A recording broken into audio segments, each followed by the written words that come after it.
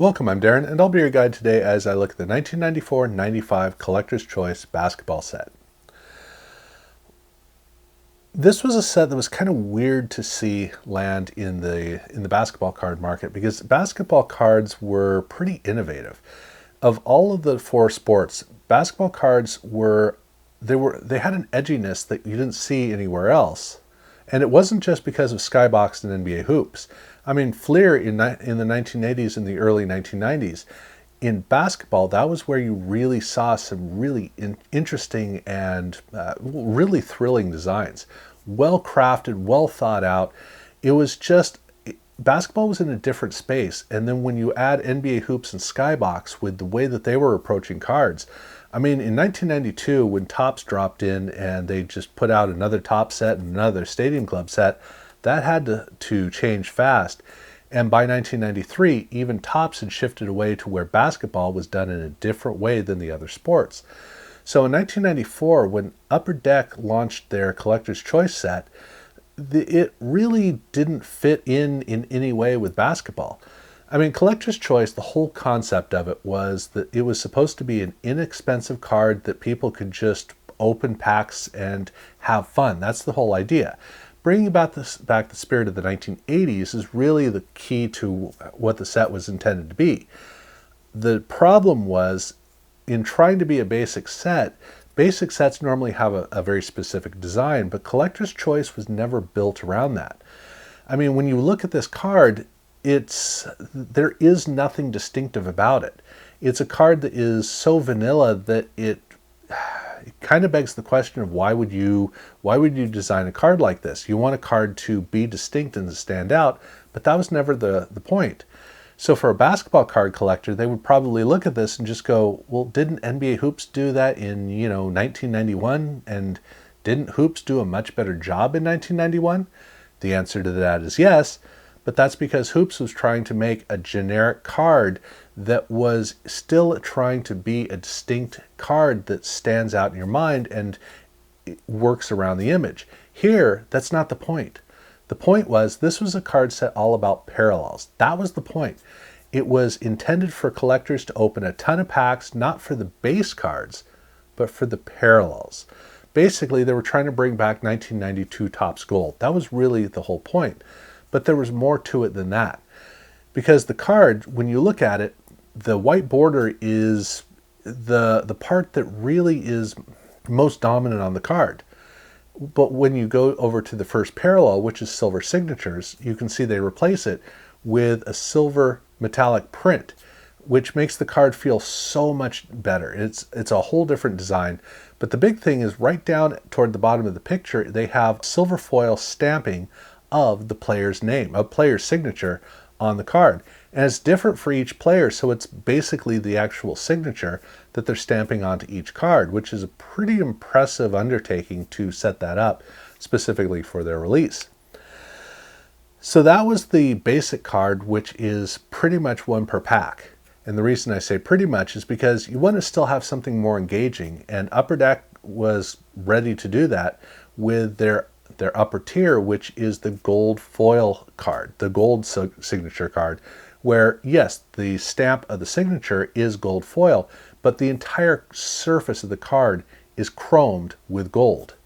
And this was the key to this set. This was why people wanted to open these packs, because parallels were still very unusual in basketball. I mean, even across the entire industry, parallels were still coming up to speed, but in basketball they'd had Topps Gold and they'd had Stadium Club First Day, so they did have that, and there was the finest refractors. And then in 1993 NBA Hoops had their parallel, and then there was Upper Deck SE, and Upper Deck SE was a practice run for the 1994 Upper Deck sets, which all had parallels. In the case of football, 2 parallels. Except in basketball. The basketball Upper Deck set for 1994 had no parallel. They had an insert set, a special insert set called Upper Deck SE that did have a parallel, but the base cards for Upper Deck in 1994, even that didn't have parallels.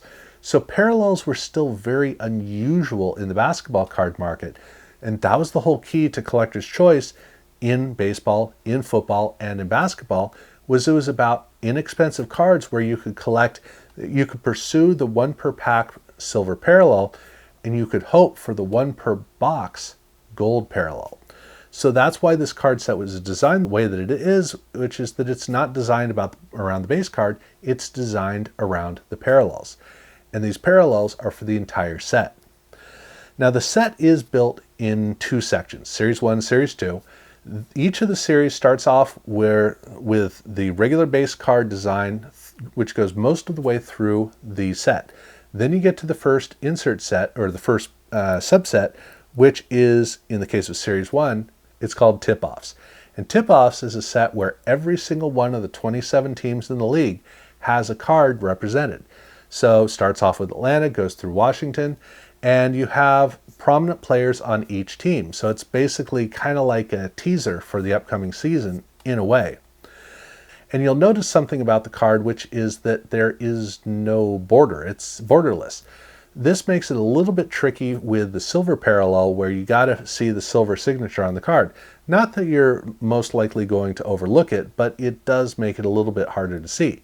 Now the gold parallel, that you're going to notice no matter what. The second subset that they have is called All-Star Advice. And this looks at players who are really good at something, and it's basically talking to basketball players, young basketball players, about how to think about approaching the game, the way that the pros approach it. So that's the idea for the set. And you'll notice that they do have a bit of a border element at the bottom, but that does not change when you go to the silver signature. The third subset is called Profiles.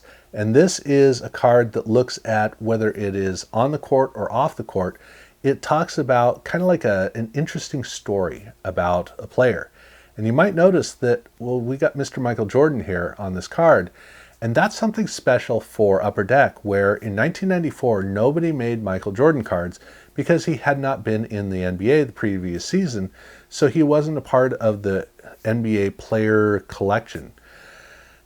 Except in the case of Upper Deck, they had a special contract with him because he was the spokesman for Upper Deck, and so that allowed them to make special cards.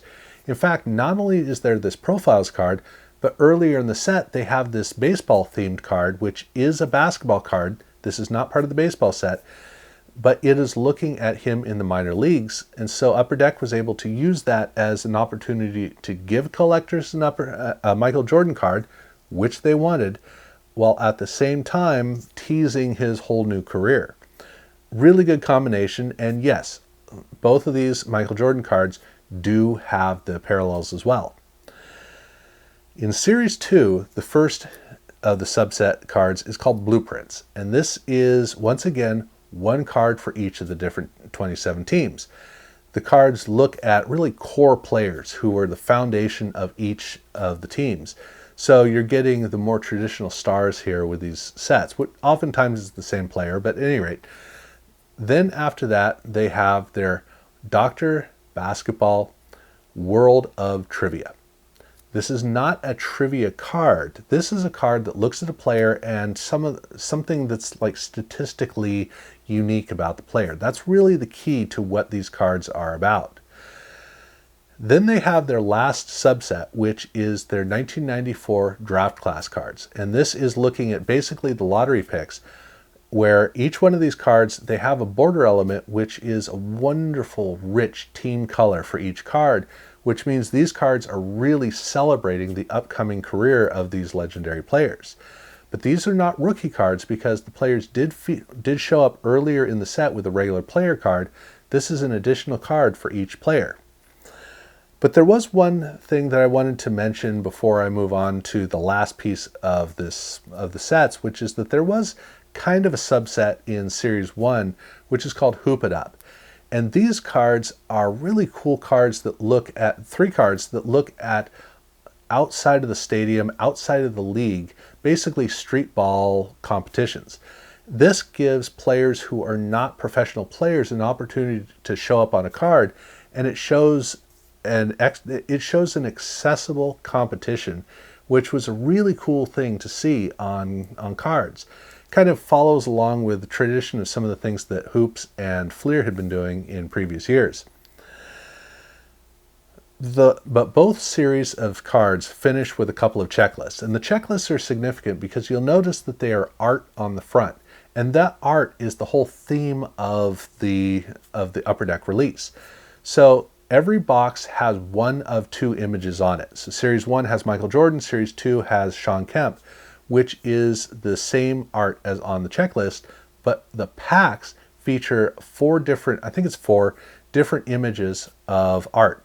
Series 1 has its art, Series 2 has its art, and every single one of the different designs on the packs align with checklists. So you have checklists and packs that both align, which is a cool tradition that Collector's Choice was doing across all three different sports.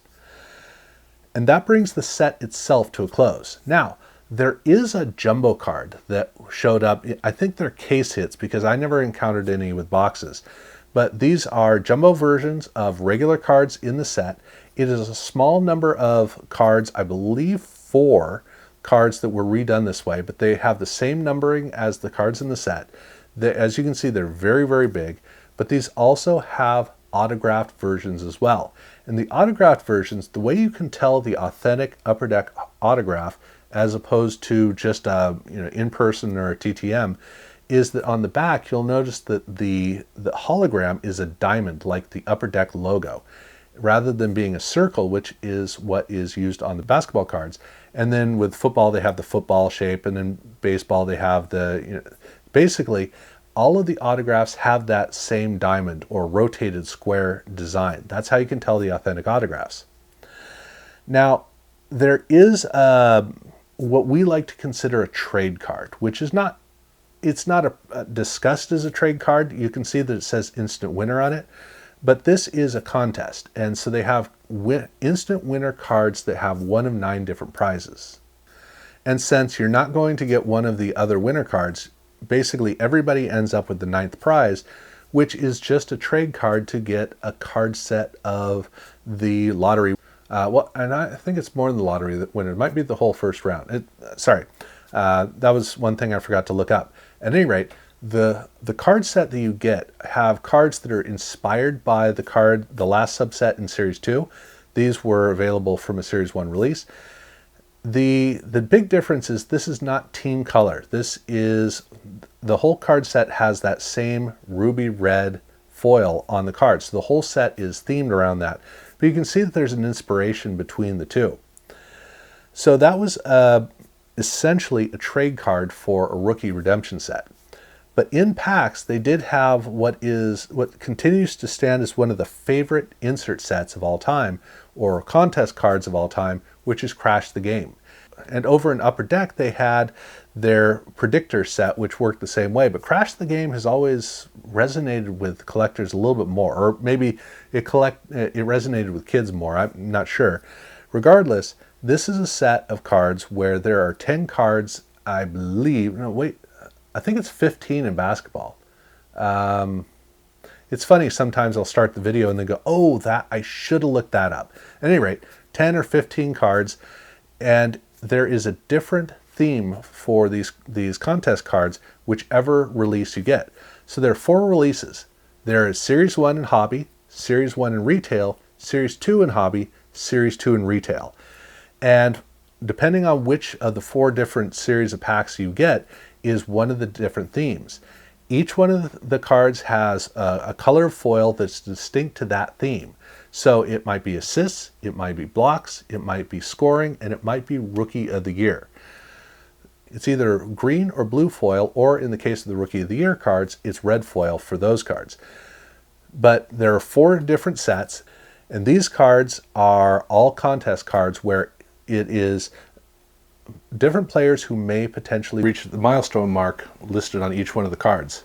And whoever wins that, if you send that player's card in, you get a complete set of all of those cards with gold foil in place of the color foil on each one of the cards. And then on the back of the card, it shows you the actual rundown of the year-end results of the statistical category.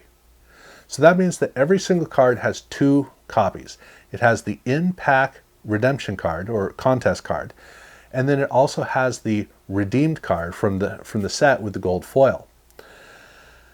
But there was one other thing I needed to mention because that's what was related to the main release. But Upper Deck had already started right from the beginning with releasing cards in Europe for the European market, where they released cards in different markets. So they had French, German, Italian, Spanish, and they also had Japanese releases of cards where they were Upper Deck sets that were adjusted to scale. They were scaled down until 1994, and in 1994 they used the collector's choice model as their release. So they did the entire set, Series 1, and then separately they did Series 2.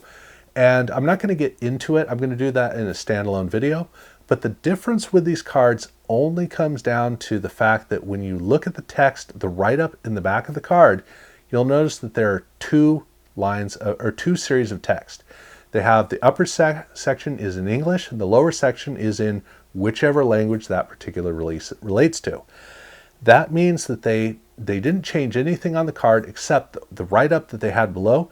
They rewrote it so they had a much shorter version that they could then repeat on the bottom side. So you might run into those cards. Again, I'm going to look at that totally separately, but I do want you to know that those cards do exist. And if you see a normal card with gold foil for the signature, that's what it's relating to. That brings 1994-95 Collector's Choice Basketball to a close. So, thank you very much for following along all the way here to the end. If you haven't subscribed, please do so. And yeah, I guess that's about it.